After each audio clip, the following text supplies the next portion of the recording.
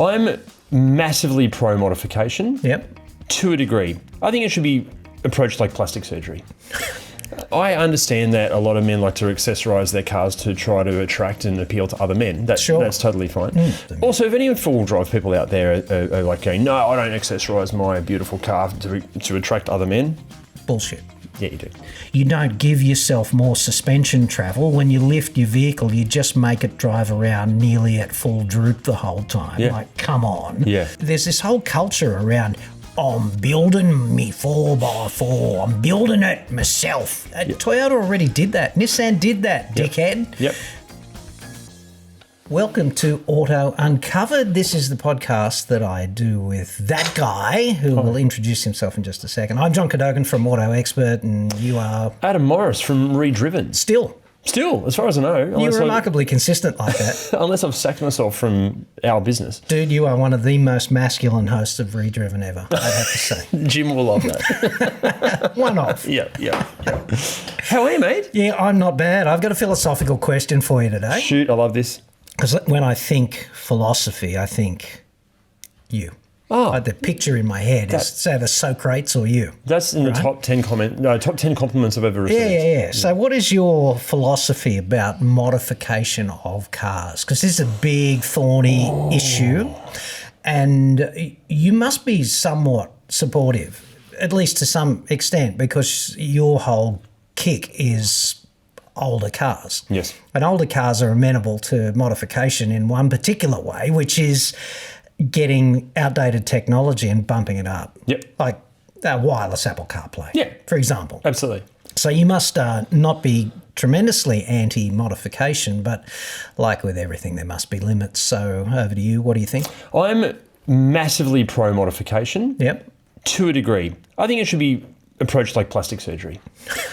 I think, a little nip How and much tuck. plastic surgery have you had? A lot. Yeah. Right. I'm 86 years old. Is that right? No, I think a little nip and tuck here and there is totally fine. But then when you start looking like you've been wind tunnel tested for a high-speed run, then that's not so good. If the breast implants have to come in on a forklift, you might want to go back to square one and ask yourself if that's a good idea. If the back of your head looks like the bad end of a sausage.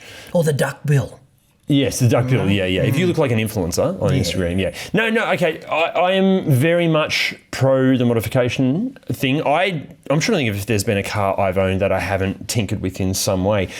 Everything from Apple CarPlay, Android Auto, updating speakers, That's and adding sound editing. Right, like that is something. Audio, yeah. And also one of those things that we see all the time where people will sell their car because, it doesn't have Apple CarPlay. It's like, well, hang on. No, for less money than the swap over for a new car, you could just go and fit the latest Apple CarPlay, which will have newer tech than what most OEM cars have in them. So that's really good.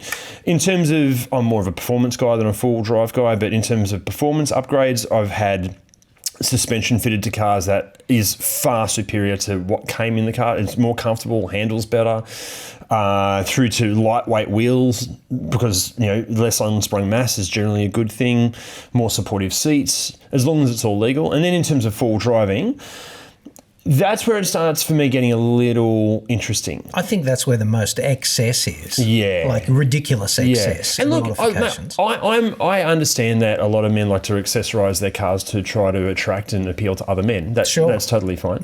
Nothing wrong with that. Because you can't stop the music. You can't stop the music. Nobody can stop the music. Also, if any four-wheel drive people out there are like going, no, I don't accessorise my beautiful car to attract other men. Bullshit. Yeah, you do. Yeah. We've all done it. It's fine. There's no shame. When it gets bad, let's go performance cars. When it gets bad is when there are actual safety concerns. Like if you make it virtually undrivable in the wet. Or at all. Cut springs. Yeah. Or putting 1,000 horsepower through something and then leaving the standard brakes and you've got, retread tyres, which I've literally seen such Sounds things. like an advertisement for the summer nats all of a sudden. Exactly.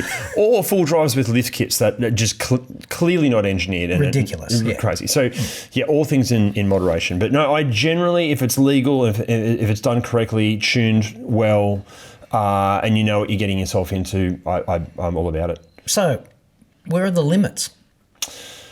Yeah, I think the minute the car is worse off for the modifications? Because I've driven plenty of modified cars, and you're like, well, this is more shit than the standard car. Like, it doesn't handle as well. It has an uncompromising ride quality, is too noisy. It's finding you loose fillings, but you haven't added very much lap time. No, if anything, you've probably lost lap time, honestly. Yeah, okay. And then some of the full drives. I think the minute that you're in a full drive where you're going, you know what, this is now objectively worse to drive every day because these mud terrains are so noisy, it's wobbling, it's terrible under brakes, there's so much extra weight added to it. This is now a worse car than what you started with from. But it looks the tits, dude. Yeah. I'm not a guy that will modify purely for aesthetics. It has to have some reason to exist. So I agree with all of that. I also think that it's partly on the driver. Like, let's talk about performance cars. If you are able to drive your car at the limit of its performance at every point on a track, then it's kind of crying out for modification, because if you can already exploit its performance everywhere, then the only way to go faster is to modify a car. Whereas if you can't exploit that performance, if your lap times are, they vary by a second for every lap or something, and you miss it, you miss the apex on 3 corners or whatever you do, if you can't exploit that car at the limit of its performance, you're objectively a nut if you add a bigger turbo or change the diff ratio or any of that shit that just sucks cash out of your ecosystem. Yep. It won't deliver a quicker lap time. No. Because you can't exploit the car. Exactly. And I see that in four-wheel driving all the time too. I see these guys optimising their 4x4, their 300 series or something, or their GU, whatever, for the ultimate tough mud challenge. Yeah. And all they do is drive to the frickin' office. Yeah. Right? Yeah, it's crazy. If you did put them in some sort of ultimate challenge, they wouldn't be capable enough as an off-road driver to exploit that vehicle, modify it as they've modified it, right? Yep. Or if you took a decent driver in a standard car and you compared it to your affluent bogan with all the shit, decent driver in a standard car would still get further up some obstacle than wood duck with all the mods. Yeah. Right? Yeah, absolutely. I don't know how to communicate that. I struggle with that because I get people reach out to me all the time, and I had one the other day.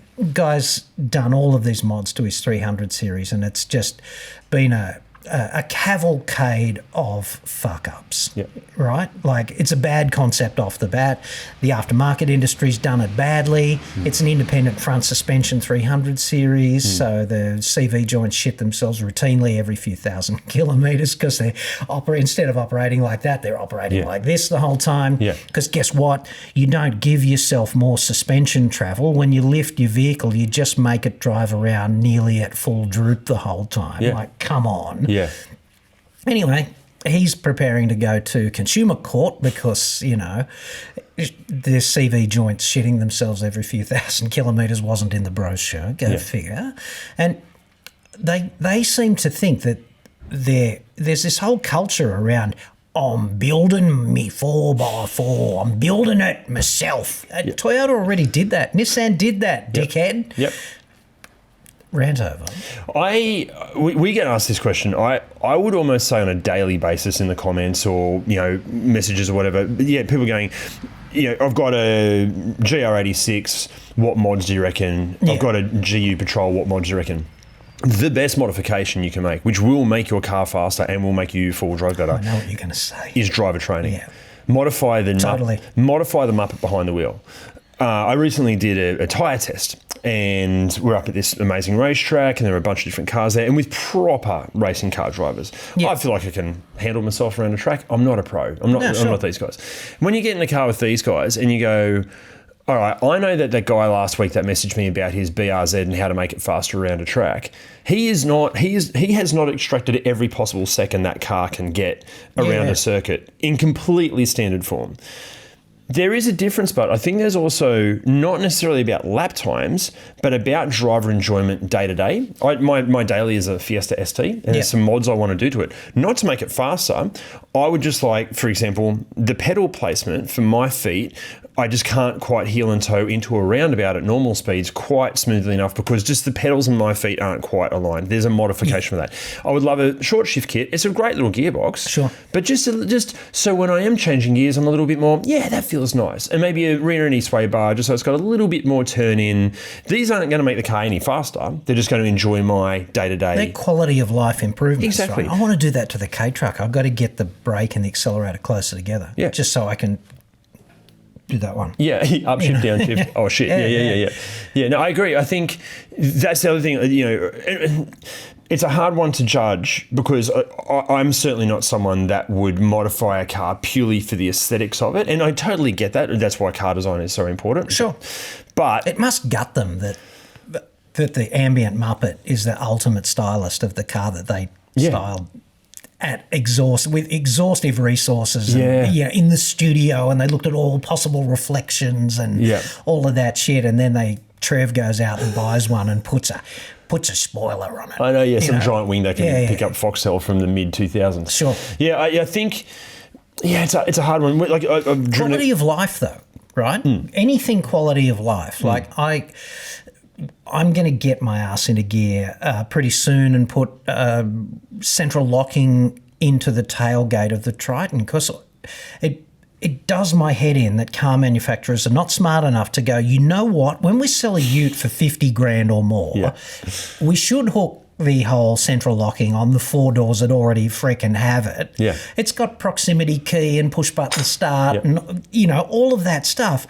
But we didn't think that we'd put 2 more wires all the way up the back and a little actuator that we already buy the billion for That's our, insane. It's crazy. And it's because back at head office, it's like, they're just farm trucks, dude. Yeah, it's crazy. Now, look, But that sort of modification, like all day long. Oh, yeah, 100%. It's just when it gets to... I've driven a couple of stanced cars. So stanced, for those that don't know, it's when it looks like the wheels are cambered at a 45-degree angle. They're so far up in the guards that you cannot see the top of the wheel. And they're renowned for, like, ripping front and rear bars off, and you can't go over speed humps. And it's a whole scene, right? It's a whole thing. I personally don't get it because my obsession with cars is to drive them. Like, I love the driving experience. Yeah. And when you're taking, for example, a BRZ or a GR86 and you're dropping it that much and you're like, okay, well, you've now made one of the all-time great drivers' cars almost undrivable. That is insane. It's like, again, I use this analogy all the time, like going to a Gordon Ramsay restaurant, buying a steak, taking a photo of it and throwing the steak in the bin and not actually eating it. Like you're putting your own sauce on. Yeah. Out of your handbag. Oh, it just makes, I don't understand. Yeah, exactly. Yeah. And even the full drives, seeing my offsider and redriven, we discuss this all the time where we know of people that have a Jeep Wrangler lifted to the hill, giant tyres on it, all the lights, all the gear, and they've never been off-road and they have no intention of ever going off-road. Yeah. They just want the aesthetic of this enormous vehicle, but they've actually made it way worse to drive. In almost every condition. Yeah. Jeremy Clarkson uses the analogy. It's almost like wearing ski boots all year long for the 2 days a year that you go skiing. Yeah. It's ridiculous. But there's other examples like you remember the first generation Hyundai i30N? Yes. Right? I thought that was a cracking example out of the blocks. Like, how the fuck did they do that with what's essentially a Hyundai's Corolla? Yeah. Like, come on. That's a real achievement. And I know they headhunted Albert Biermann from the BMW M division and they hired real estate at the Nürburgring, but your average Asian car company could do that and still fuck it up. Yeah, right. absolutely. So easily. Absolutely. Because the bean counters would move in and they say, do we really need that? Can't we just put a spoiler on it kind of thing? Yeah. And, okay, so then you give that car to Muzz or Trev and they go to a tuning shop and they lower it a bit and they put bigger wheels and tyres on it. They give it some, re-chip, do whatever they do. And they make it objectively worse because 100 propeller heads already worked on it to make it the most fun driving experience that you can have in a car like that. Yep. you know? It must gut them Yeah. when people do that. And it doesn't result in a better lap time because you already couldn't drive it at its potential. Yeah, I agree. I think today we filmed a B9 Audi RS4. Yeah. And I messaged a couple of mates, like, a wonderful car, fantastic. And one of them wrote back, oh, you know, I can, you know, like an APR Stage 3 kit would be amazing. I'm like, this car doesn't need any more power. The last thing that needs is more get up and go. If That is the classic comment, though, isn't it? Yeah. I have a theory, right? This is great. This has only just sort of come to me. I've had like an epiphany about this. Mm-hmm. I have a funny feeling that things like tuning a car to big horsepower or any professional grade of equipment is actually for the pretenders. So I'm going to use drums as an analogy here, right? Yeah. So in the world of drumming, a starter drum kit's like $1,000. Yeah. Professional drum kits in bigger inverted commas can Sky's be the limit. $30,000-$40,000. Yeah. As someone that played drums for 30 years, professionally touring all over the place, my drum kit that I still use almost every weekend is like a $1,800 lower mid-range kit, right? Yeah. I've been playing long enough that I don't need the $40,000 kit because the mid-range one is fine. Talking to guys like Josh Buchan, amazing, you know, TCR champion, 2 times champion, you know, Brendan Reeves, Australian rally champion. You talk to them about the cars they drive. Like Josh drives an i30. Yeah. Brendo drives, I think, an i20. So these guys are the top tier of motor racing guys. This is the same and thing. they drive like a mid-range vehicle. Dude, they don't need the Audi R8 or the Ferrari. It's the same thing in the tool domain, right? Like I get if you're a mechanic. If you're a professional mechanic and you're working on stuff, you got your hands on the tools all day long, snap-on. Okay, great. 2 thumbs up, dude. Yep. There's nothing wrong with Snap-on, but the law of diminishing returns has kicked in well below the Snap-on acquisition threshold. So if you're a weekend warrior buying Snap-on, you've got too much money, and that's allowed, but it's not going to make you any better at the job. Yep. Power tools are like this. There's like Club Milwaukee and Club Makita and Club DeWalt, and so it's the red one or the blue one or the yellow one kind of thing. Ryobi's okay. It's fine. Because a good operator with a Ryobi drill is going to be twice as good as a punter with Milwaukee. He just is, you know. And machine tools are like that. All kinds of engineering shit is like that. It really is mainly about bragging. I reckon the great analogy for this, or the great comparison, mate of mine, Brad, owns Brad's Bikes in Sydney. Yeah. Great little bike tuning joint, servicing and whatnot. Is this like pedal bikes? Pedal bikes, like cycling. I like to think of myself as both a mountain biker and a road cyclist. You look good in Lycra. Thanks, I think mate. about that a fair bit, actually. I'll probably rock up here one day on the bike and you'll get scared. So I was in there one day, he was tuning my bike and I rocked up and there's this guy in there and he's got this, you know, $30,000 S-Works and he's swapping out the specialised aero handlebar for another carbon fibre aero bar. And he was saying to Brad, oh, mate, this thing is like, it's like 4 grams lighter and apparently the coefficient of drag is this much better. This guy was about 100 kilos, maybe more. And I thought, you know Had a bit of visceral fat going on there. Yeah, and I'm like, if he just lost 5 kilos of weight, he wouldn't believe the difference. Can't brag He's about fascinating. That, he's obsessed with this 4 gram weight saving and a coefficient of drag. Sure. Just lose some weight, mate. You could get on a fixie from 20 years ago if you were 20 kilos lighter, and you're going to feel a difference more than your new aero bars. But if you rock up at the campsite in your same busted ass 300 series that's pretty stock, and you can't brag about your driver training course, right? I know. But you can brag about your fully sick Razzler bull bars. Yeah, look at me, new kind of thing. And all the other blue singlet dickheads that you hang out with, oh, mate, that's fucking beautiful. That'd be, you know, it's that whole thing. But if you say, hey, I did an advanced driving course, and as you say that, you'd see their heads turn and they'd turn to Muzz or Trev and say, oh, Trev, did you see that kangaroo on the hill? Because they wouldn't want to hear about you upgrading the most important component on the car. Yeah. You've got to be kidding. But that's holding a mirror up to them.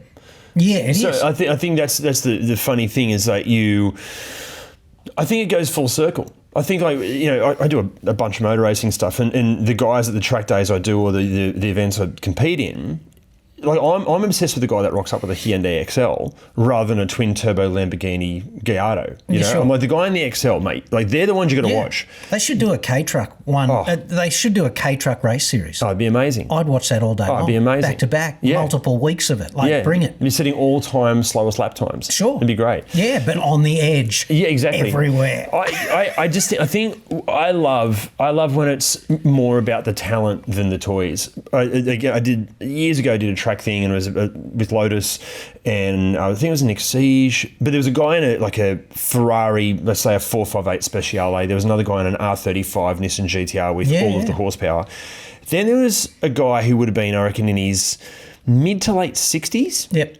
And it was an Nothing wrong with that. No, it was great. He was in an EG Civic, which had clearly had a bit of work done, but not like crazy modifications. And he was toweling up all of these supercars because he's probably been racing cars since he was 15, knows how to see, knows the car. It was beat up, it was dented and scratched. Yeah. And these guys, they're in a couple of pits down to my right-hand side, and I could hear them like, let's go with this guy in the Civic, and they're like freaking out. I'm like, because he spent all the time and effort into his craft. Because he's got a superpower.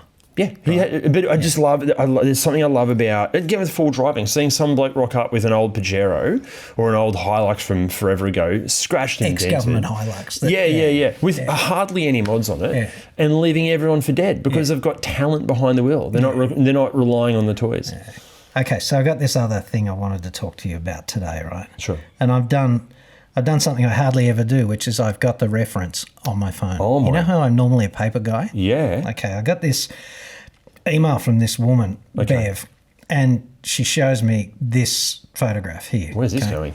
Oh, okay. Sorry, I thought it was going to be a whole different photograph. We'll whip it up on the screen. You'll be able to see it at home. Okay, that's properly fucked. Right, beautiful sunset though. Beautiful sunset. Great photography. That's not buffing out. Not unless we use the really severe cutting compound, right? Wow. So she's run into a parked car, which you should never do. If you're watching this podcast for the first time, don't run into parked cars. It's a bad idea. For those listening, I'm looking at, was that a BYD once upon a time? Okay, that was a BYD. It now looks like, you know when you... Scrap metal. Let's say you've got like a lasagna in the fridge and it's got some aluminium foil on top. Mm-hmm. When you take that aluminium foil off and you scrunch it up in your hand, that's what the BYD now looks like. That's exactly right. So I'm going to read you part of this, not the whole thing. She's basically a little bit concerned because she had this crash and the airbags didn't deploy. Right. Okay. But one of the things you can see there is that although the bonnet is a little bit secondhand now and the front end's a bit secondhand, there's not what I'd call major structural damage. Front driver's quarter panel looks pretty good. Yeah. So it looks worse than it is because the structure's done its job. And the job of the structure in one of these crashes is to absorb energy in a controlled way and deform before that problem gets to you. Okay, so that's the fundamental protection that is kind of engineered into every modern car. If you make them, build them like a tank, like a car in the 70s, the energy goes straight through to you and you end up shredded and the car looks relatively intact. And when you talk to first responders, crash rescue types, they turn up at crashes and if they've been doing it for a long time, they get in their head, they say, well, that looks bad. But the people are standing at the roadside talking and organising a tow and taking photos of their car. Taking photos of their car. So she's quite concerned because her airbags haven't deployed. You know, she's like, my airbags didn't go off. I hit my head so hard I made a small dent in the steering wheel. Because the airbag didn't go off, the seatbelt took the full impact, causing extreme pain. Not just pain, but extreme pain on my sternum. The police has asked me to bring it up to BYD. Is it worth it for me to bring it up? If so, who do I email? Thank you. Blah, blah, blah.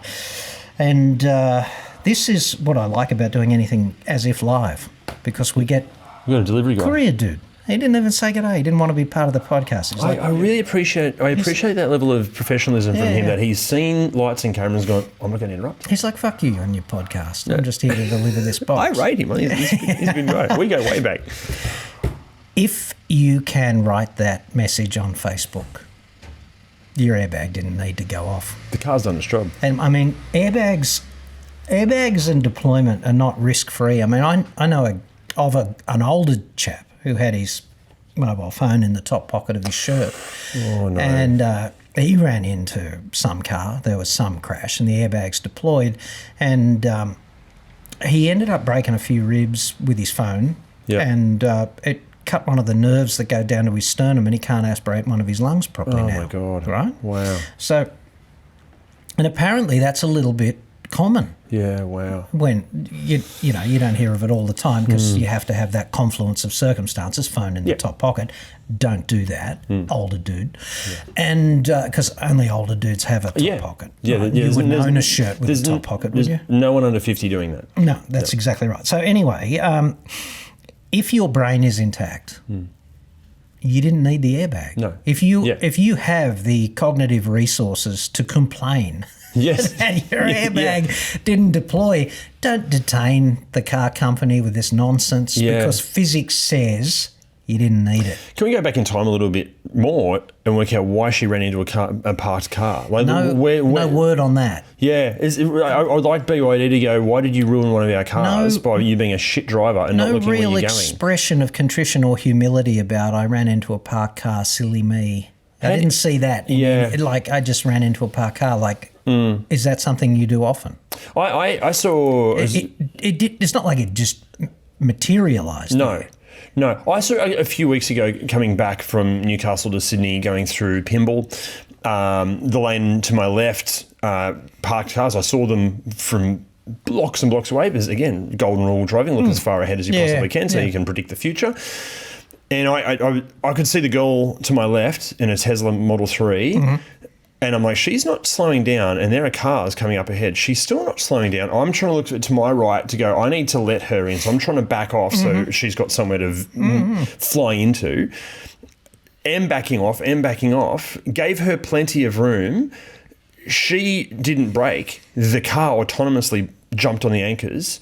She was just looking, even when I was beside her, I could see she was looking about a metre in front of the car. Sure. I'm like, why? Okay, the airbags didn't go off in the BYD. Again, why weren't you looking ahead? Why? Well, I'd argue that the parked car is the easiest crash to avoid. Yeah. Because it gives you plenty of warning before it makes its move, doesn't it? It's there. Pretty static. Yeah. It's pretty static. Yeah. So it's part of the street furniture, and it's the easiest one to avoid. And I guess this leads obviously enough to the, if we leave the airbag deployment thing to one side, because car makers get that all the time. You talk to a few car company insiders, it's like, a couple of times a week we get someone, my airbag, I didn't get my airbag deployment, my car's defective, and you didn't need it, dude. This almost goes back to people thinking that they can tune a car or modify a car in their garage beyond...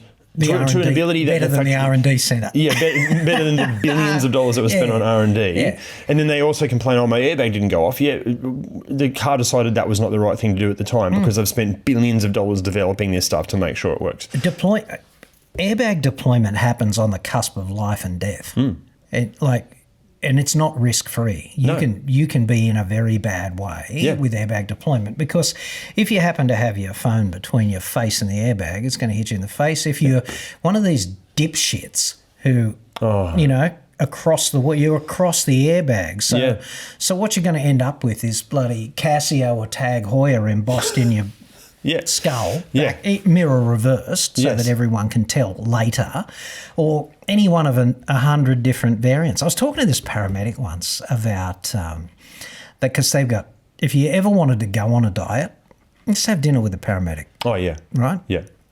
So they turn up at this crash, the dude's been T-boned, and the only injury is that he's got this, his acetabulum's been pulled out of the socket, and his humerus is broken right up near the acetabulum. Yeah, that's the shoulder, everybody. And thanks for that. And they couldn't figure out how. Right. How do you get T-boned and that's your only injury? And as you do, when the crash happened, he was holding the roof on.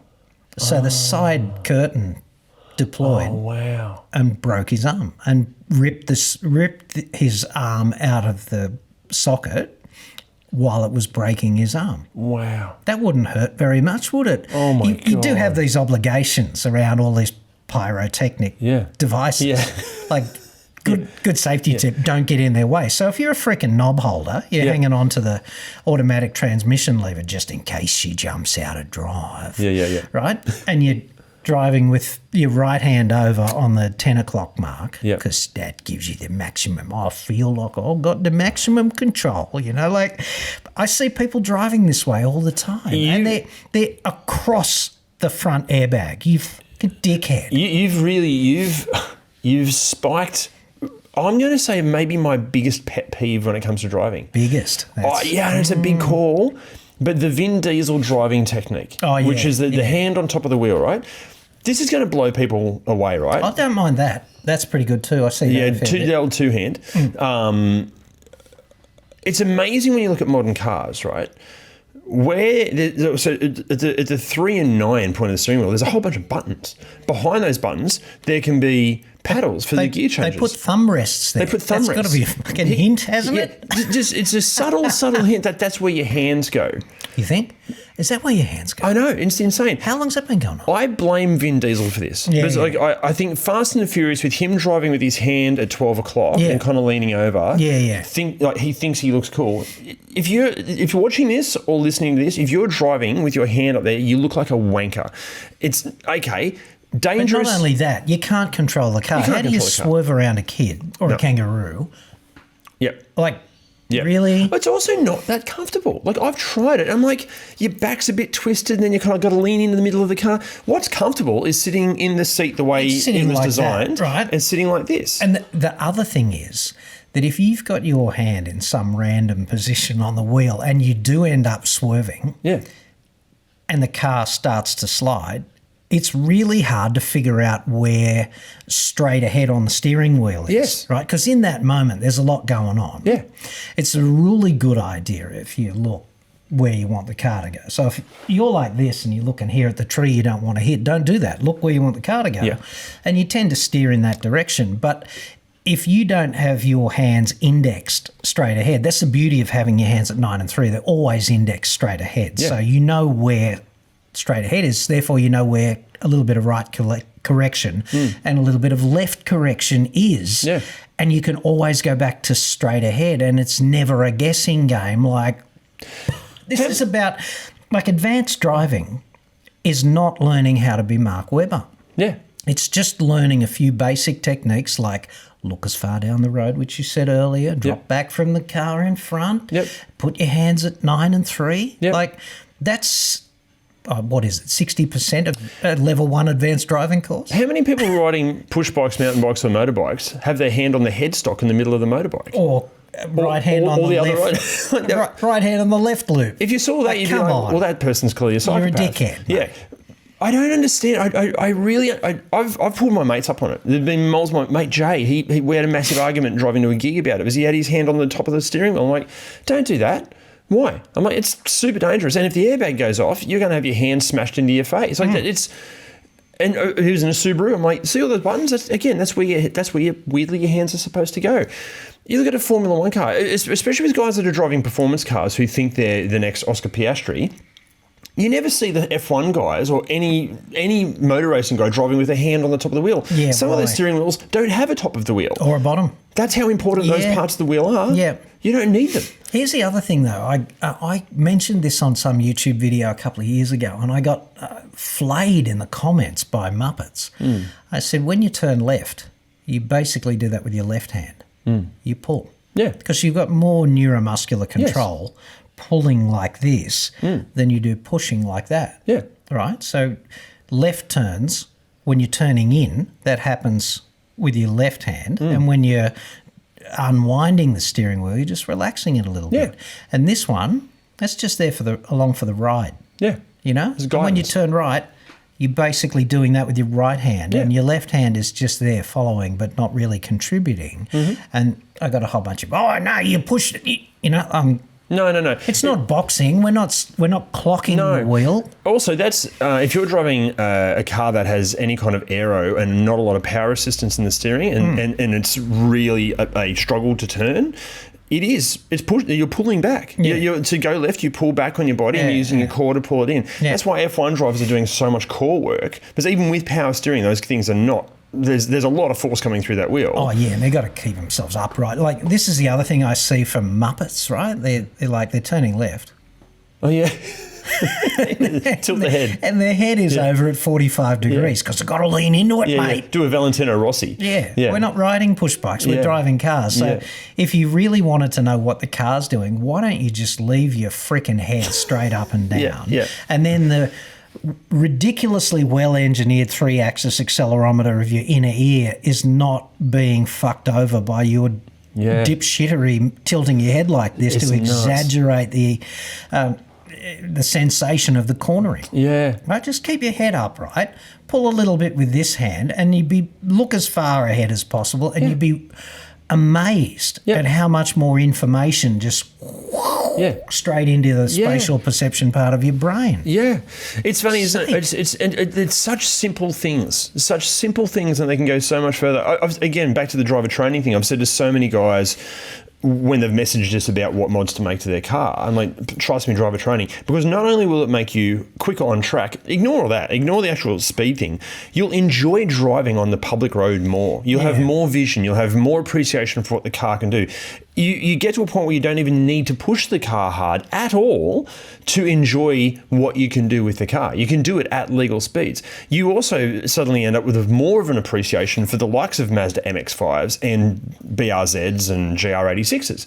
Because you're like, oh, well, now that I've got a bit more talent and I know what I'm doing, you don't need to rely on power. You don't need any of the extra modifications. You don't need extra sticky tyres. You don't need unbelievable suspension because you've got a talent ability that can kind of drive around any of those problems. You know what it is for me is every time I get the opportunity to get let off the chain on a racetrack, a car company says, come and try our whatever, or you do a track day or something.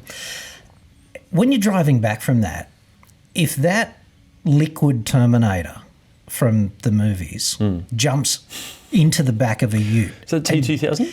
I think the Rev 9. The Rev 9 from the older Linda Hamilton one? Yeah. When that Rev 9 jumps in the back of some pickup truck and starts throwing rebar at your car on the freeway at 100 k's an hour, you see the rebar coming after a track day, reach down, grab a Camel, light it, have a couple of drags, and then just swerve, and you don't miss it by it just goes like the rooftop scene from The Matrix. It's a bit like that, right? And someone says, "How did you move that fast?" And you go, "Well, it didn't seem fast to me at all." Like that's what advanced driving is. It's like a freaking superpower. It is. It also, I can't believe I'm going to admit this. I'm going to admit it. Was that another man massage story? It's not quite as bad as Mad Massage or a foot rub. I thought that was excellent. Thank you. I have a deep love of it's getting good. Of really pissing off wanker drivers on the freeway by doing very much legal things. What I mean is that the classic story with this was there was a time I was driving back to Newcastle and I could see this Muppet coming through the traffic. I think it was in a Hilux. P-plater, in and out of traffic, just dickhead moves, I'm all about getting a bit of a move on, but do it with respect. This guy, none of that. Anyway. Total tool. So what I managed to do was position my car around a Subaru Liberty that was to my left, and just enough to piss this guy off that he came right up behind me, and then I started backing off just a smidge. And then he raced in behind the Subaru Liberty because he thought the Liberty was going to get him ahead. This is 2 lanes.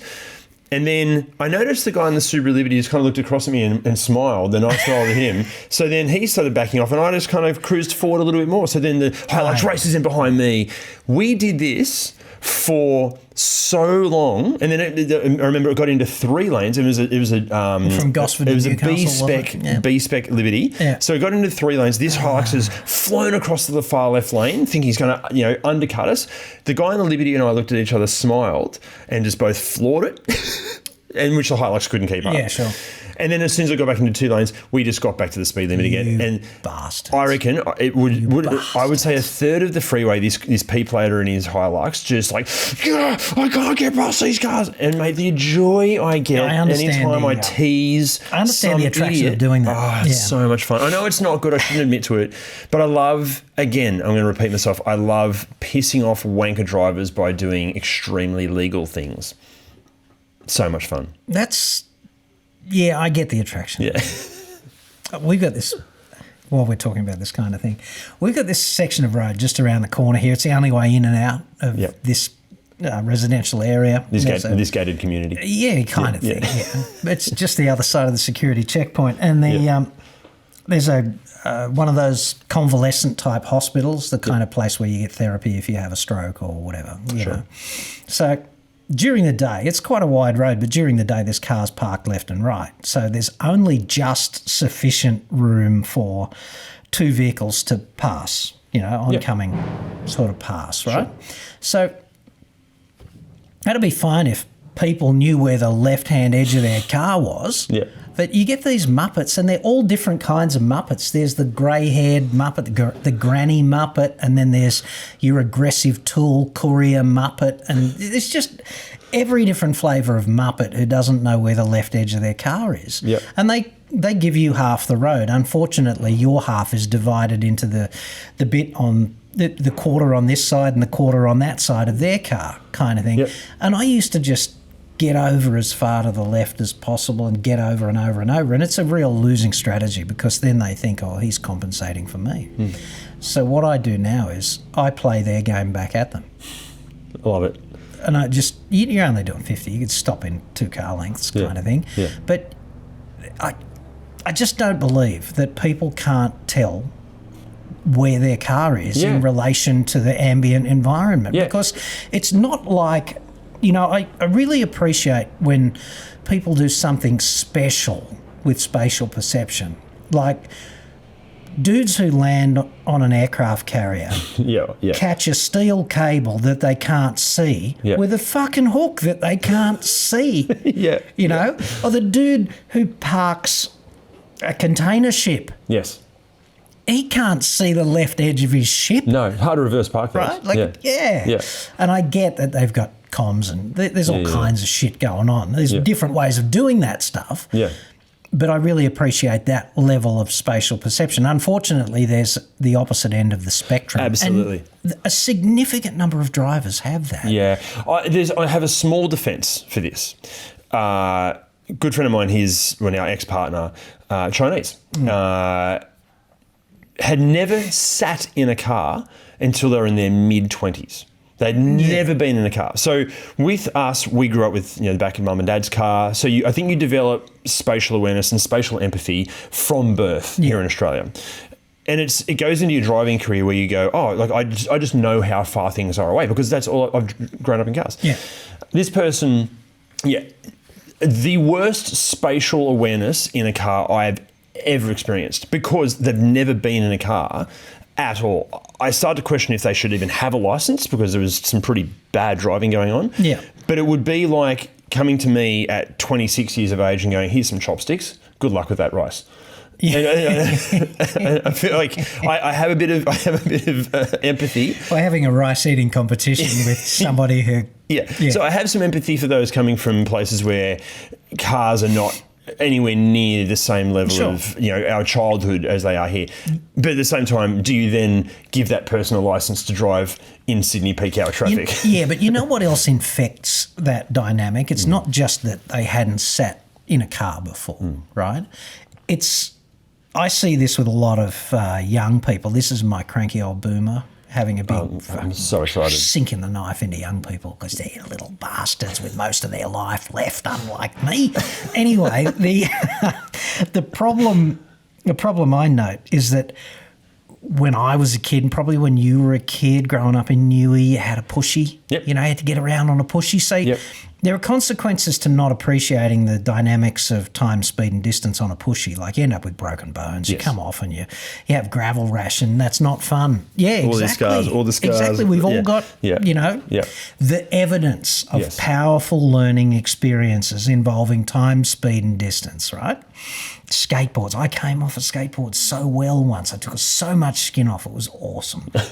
Never did it again. Go figure. Yeah. Anywho, a lot of people now who are getting their L's, they haven't had that experience. They don't play sport. Their experience of time, speed and distance is like this on some game. And they don't do that. They've had helicopter parents who don't allow them to run around on their own and make all these mistakes where they can limp home dripping blood so that you can retrace your steps and see where it happened kind of thing. Yeah. If you don't appreciate time, speed and distance at that level, you're going to be a comparatively shit driver. Absolutely. You just are. Yep. So I completely agree. Contact sport, same thing. Yep. I totally agree. Well, I've got to start teaching my two best friends. Their daughter is 16 really soon, and they've nominated me to teach Ruby how to drive, which I'm super excited for. What was second prize? No, honestly, well, Ruby's one of my best mates. She's an absolute legend. They'll probably listen to you a bit harder than mum and dad. That's what we're thinking, yeah. We've kind of made like a team decision. But one of the first things I'm doing is taking her go-karting. So we're like, so cool. Well before she gets behind the wheel of a car, we're going go-karting. And I want her to crash. I don't want her to be properly hurt. God, I hope mum and dad don't listen to this. But I kind of want her to hit a tyre barrier to feel what it's like to run into something. Because I think it helps your spatial awareness, it helps your depth perception, it helps your motor skills in terms of turning a wheel, hitting a brake, hitting an accelerator. But also when you hit something and it hurts, your ribs in a go-kart, you go, well, I don't want that to happen at 5 times that speed into a pole. Mate, I'm all for that. I think crashing in a controlled way is a really good idea. Yep. Like in that sort of environment where there's no tree to hit and no person to hit and all of that stuff. It's like getting in the ring. If you get in the ring wearing boxing gloves, the easiest way to learn how to keep your guard up is to have someone who is considerate enough to keep punching you in the side of the head when you don't. Yes. That's an act of love. Exactly. In the boxing ring, it's like get you... Exactly right, exactly. Like, come on. So basically the message I think we wrap this up with is that kids should be getting hurt more. I think that's true. I think getting hurt is part of training for the most popular sport in all of human history. Don't die tomorrow. Yeah. That's what we train for. Exactly. As a species. And every one of your ancestors going back hundreds of centuries, the ones who made it, they were the successful ones. Because everyone else, they died yesterday and didn't get to contribute to you. Exactly. Excellent, mate. I think we've solved one of humanity's greatest problems, but you're going to tell me we need to promote the questions, right? Well, yes. Do we have any questions, Mr. Rawlings? Oh, look at you go. How's this for efficiency? See, this is why he's my boss. Here we go. We have questions. We have questions. Retrieving. Open. This is, we'll play some question searching music. Now, if you've got questions, you might like to go to questions@autouncovered.com.au or just leave them in the comments feed on whatever platform you are viewing the podcast. And this was just me intervening to give him time to find those pesky questions. Thanks, mate. Beautifully done. Arthur Thompson, -19B, would like to know, what is the last great ICE car to buy? The last great ICE car? Yeah, I think we've got them for a while. Yeah, they're not coming to an end anytime soon. Well, yeah, to be launched. I don't see the end of ICE. No, that's not happening. But anything BMW with an M on it's pretty good. Yeah, I think M3, current M3 Touring's spectacular. Yeah. I'm going to say the current Civic Type R. From an accessibility point of view, i30N. Brilliant. Awesome. Fantastic. The problem with great is that you often can't afford it and you won't be able to afford it for decades. Yeah. Right? But Halo cars, for me, the ultimate Halo car, supercars leave me dead, but M3, M4. Yeah. Anything with that Toyota V8 from like a Lexus GSF, the IS500, the LC500, anything. There's a 2UR, that engine, it's great. It's not the fastest V8 out there. It doesn't matter. The way it delivers power and sounds the way it makes the car feel through the vibrations, through the seat of your pants. Yeah. That is a spectacular. Anything with that engine I think is the last amazing. great Aussie combustion engine was that turbocharged 6 in the Falcon. The Barra. That Barra engine What a was thing. just the tits. Yeah, it kind of goes back to our modification chat. Small mods to that engine, my lord, that is a work of art. That engine. It's the most powerful 6-cylinder engine in the whole Ford universe at one point. I think so. Well, even now in motor racing in the US, the Barra is a halo engine. Yeah. There are Barra engines in crates heading to the US all the time. Sure. It's like one of the motorsport engines. It's fantastic. Yeah, like bulletproof. Next.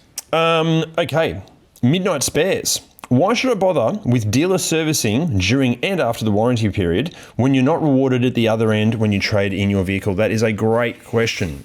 I've got a bunch of answers for this, but you go first. The only reason to go with dealer servicing is because if you do have a warranty claim, they can't fob off the failure on someone else.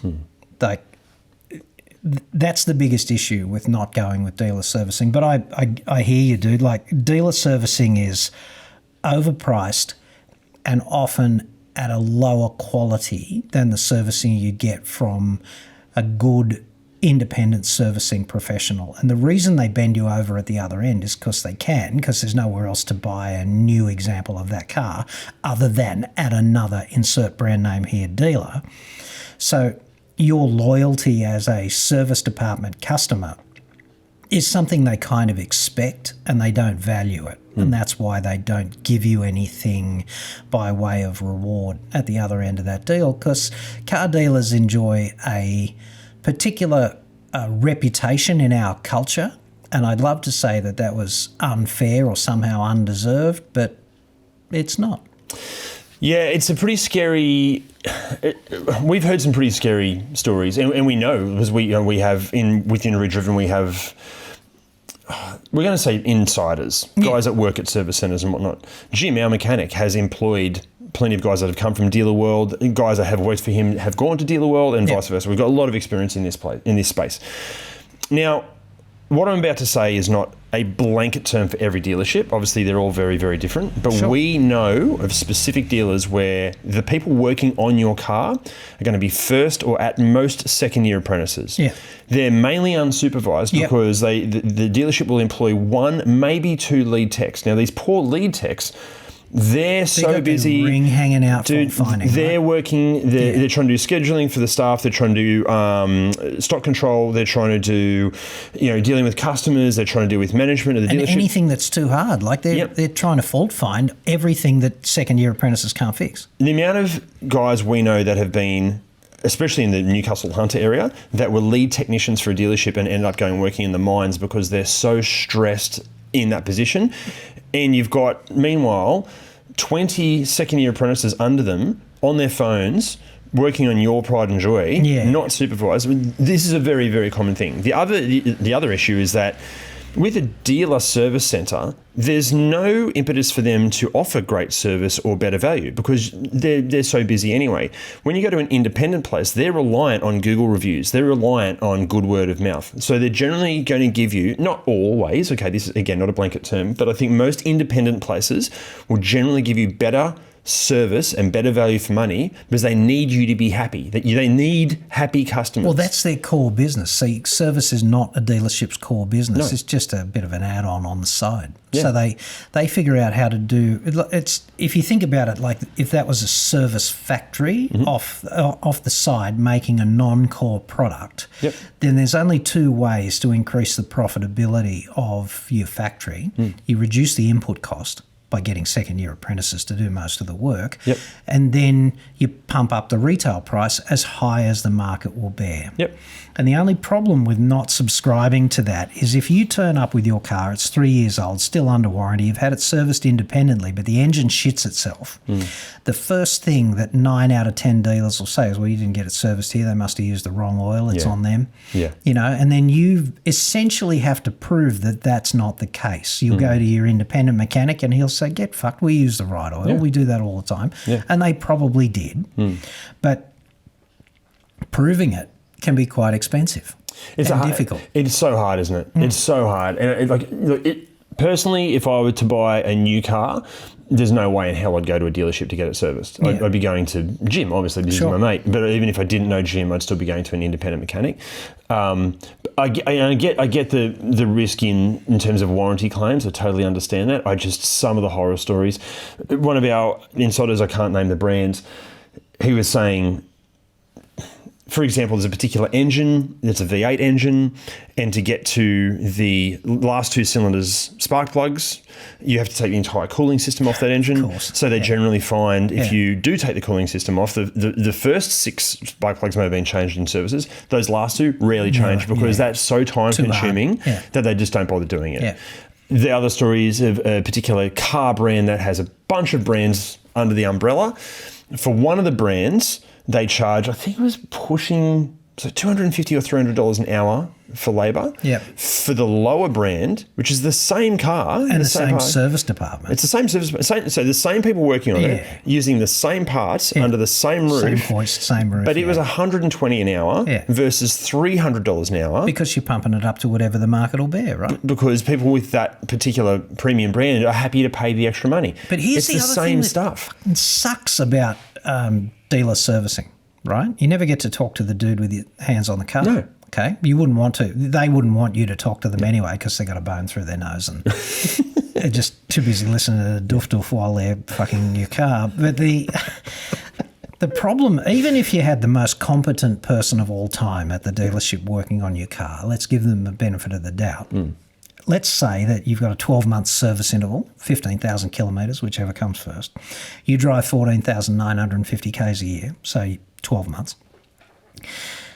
They'll have a protocol for brake pad replacement of your car, and that must be predicated on how much of the brake's likely to wear over the next 12 months. And if they're not going to get there, you replace them now, even if they've got 10,000 Ks on them, left on them, right? Whereas if you go to a decent independent mechanic who's serviced your car for the last 3 years, he'll say, look, your brakes are getting down a bit. They're probably not going to last another 12 months. Let's book that in for 6 months' time, and it's going to cost you about $400. Yep. Right? Or whatever it is, but you'll have that conversation so that it won't be like you won't get a call from Tammy on the reception at the service department. I've just spoken to the service manager and he says you'll need new brakes. That'll be $600. Yeah. And you need to do it now, even though the brakes have got 10,000 Ks left on them, objectively, because they don't give a shit about that. They've got a protocol that says, well, if the pads are here, we replace them because 15,000 kilometre service interval. Yep. Right?